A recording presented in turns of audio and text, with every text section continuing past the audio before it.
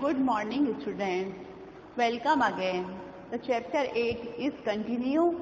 The next cell organelle is ribosome. In previous video, we have learnt about the plastid and mitochondria.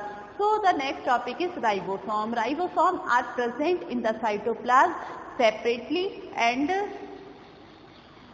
surface of the endoplasmic reticulum. So the function of ribosome is only protein synthesis. So the ribosome known as is the protein factory.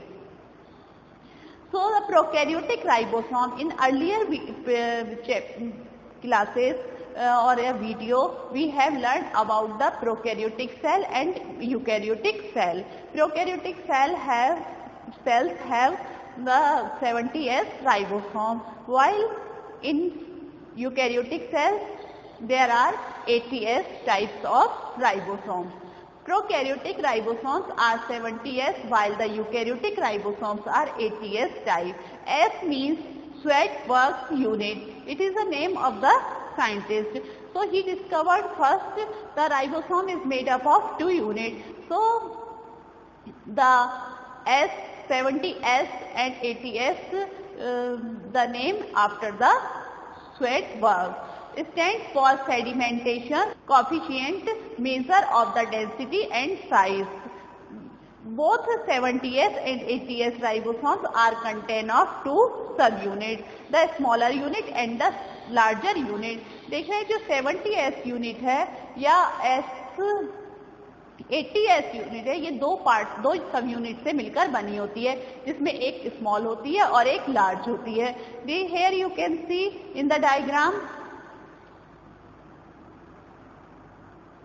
the prokaryotic ribosome, 70S ribosome. This is a small unit and this is a large unit. The 70S, the small unit, is the measurement of this unit is 30S and the large unit is 50S. Agar we have add the both units, 50 plus 30 is equal to 80, but the measurement of this 70S, because when they are जब ये अलग अलग होती हैं तब इनका size बड़ा होता है, जब ये एक दूसरे में मर्ज हो जाती हैं तो इनका साइज 70S होता है. So in eukaryotic ribosomes, 80S ribosome, the function and structure is same both 70S and 80S, but the size, only the size is different in prokaryotic and eukaryotic. The 80S, the small unit is 40S and large unit is 60S. So both the aggregate is 100S, but collectively it is known as the 80S ribosome. The function of ribosome is protein synthesis. The difference between 70 and 80S ribosomes. 70S, they are found in prokaryotes. They are present in eukaryotes.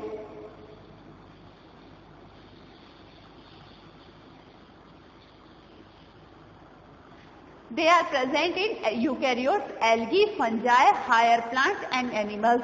Only bacteria, cyanobacteria and viruses has the prokaryotic cell. Large subunit 50S की, इसकी large सब unit जो है वो 60S measurement है. Small सब unit 30S है, इसमें स्मॉलर यूनिट इज 40S है. कंपैरेटिवली ये स्मॉलर है प्रोकैरियोटिक राइबोसोम और कंपैरिजन टू यूकैरियोटिक के बड़े हैं. Synthesize in cytoplasm and synthesized inside the nucleolus, because nucleolus is absent in prokaryotic cell. Nuclear membrane, in previous video we have learned the prokaryotic cell has the undeveloped nucleus, means does not have nuclear membrane and nucleolus, but in eukaryotic both are present. So the inside the nucleus, RNA protein 60 and 40 and RNA protein 50 percentage, 50 ratio और 50 का होता है. इसमें RNA 60% and protein 40%. The next cell organelle is cytoskeleton.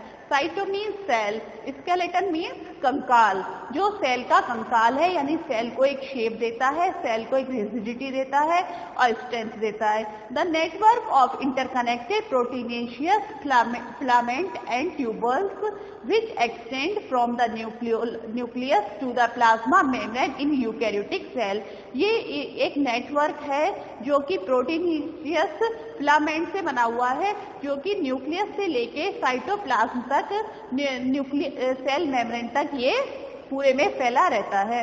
और in eukaryotic cell, in prokaryotic cell it is absent.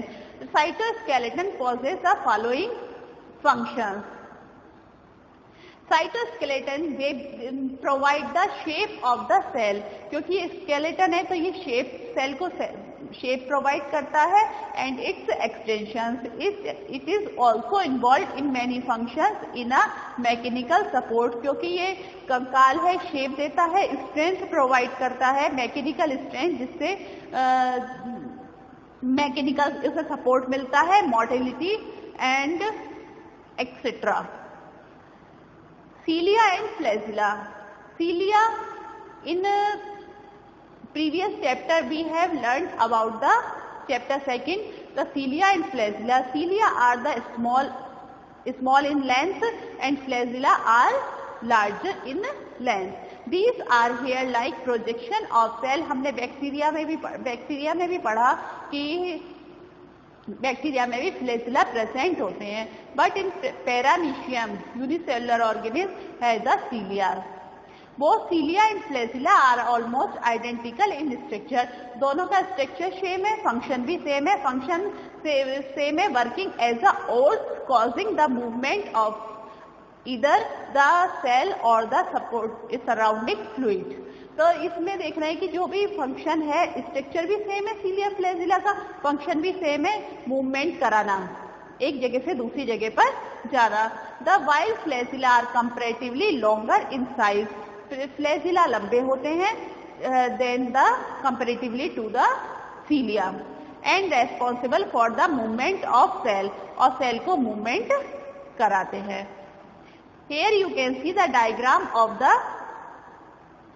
cilia and flagella. Cilia and flagella have the round and membranous organ. They have the radial spokes.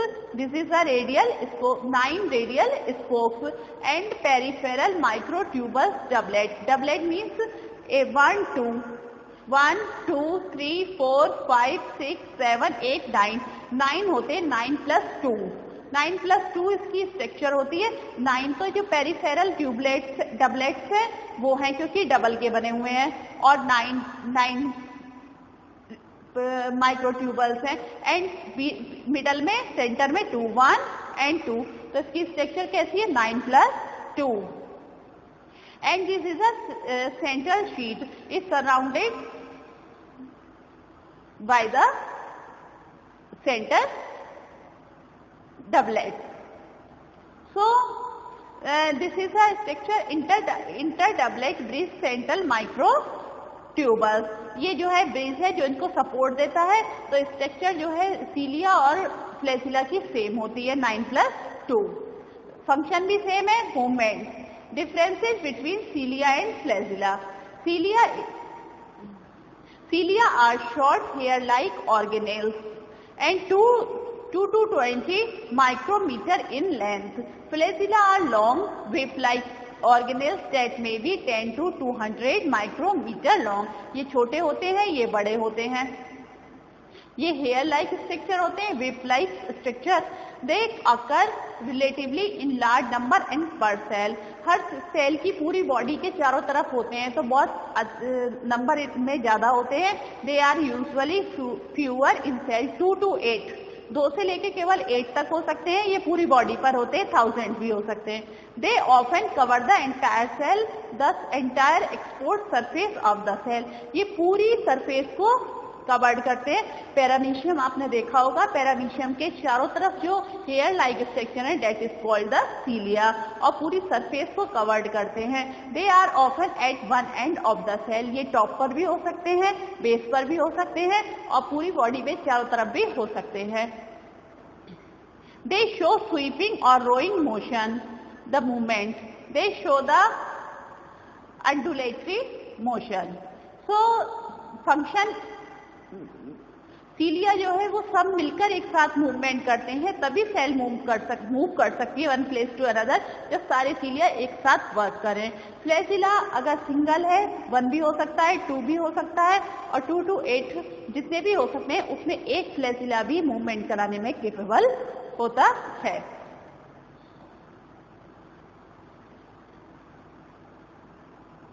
Centrosome and centriole. Centrosome and centriole present in eukaryotic cell. In prokaryotic cell, the centrosome is absent, and centrosome present in animal cell. Plant cell does not have any centrosome and centrioles. They are structure cylindrical and structure called the centrioles. इसके 2 nucleus होते हैं, 2 से, जिन्हें हम centrioles कहते हैं. Each centriole has made up of 9 fibrils or tubulin protein. जैसे हमने अभी सीलिया और फ्लैजिला पढ़ा, वैसा ही स्ट्रक्चर सेंट्रोसोम का भी होता है. उसका स्ट्रक्चर 9+2 होता है, जबकि सेंट्रोसोम का स्ट्रक्चर 9+1. उसके सेंटर में 2 थे ट्यूबल्स, इसके सिंगल होता है. The tubulin protein central part of centriole is called the hub and peripheral fibrils are called the spoke. This is the centrosome.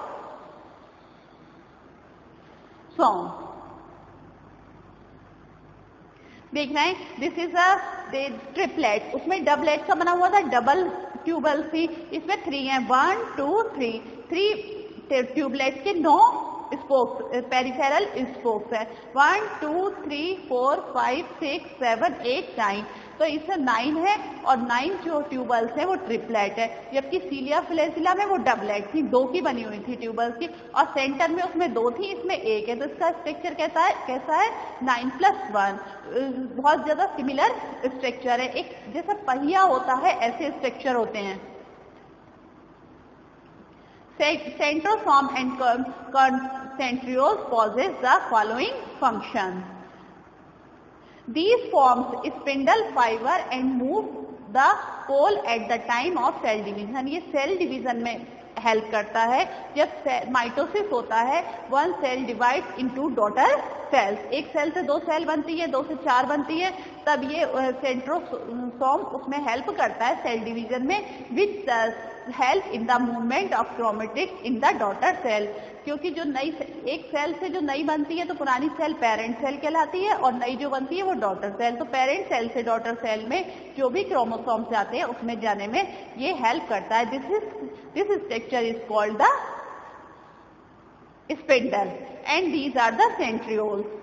Centrioles है जिसमें यहाँ पर देखना है क्रोमेटिड्स हैं, और क्रोमेटिड्स जो है वो अपर पोल की तरफ और लोअर पोल की तरफ जाते हैं. We will learn about this structure in chapter 10. Cell division. This is a centrosome and this is called the spindle fiber. These are chromosomes and cell membrane and cytoplasm. Thank you. Have a nice day. We will learn the new topic in new video. Thank you.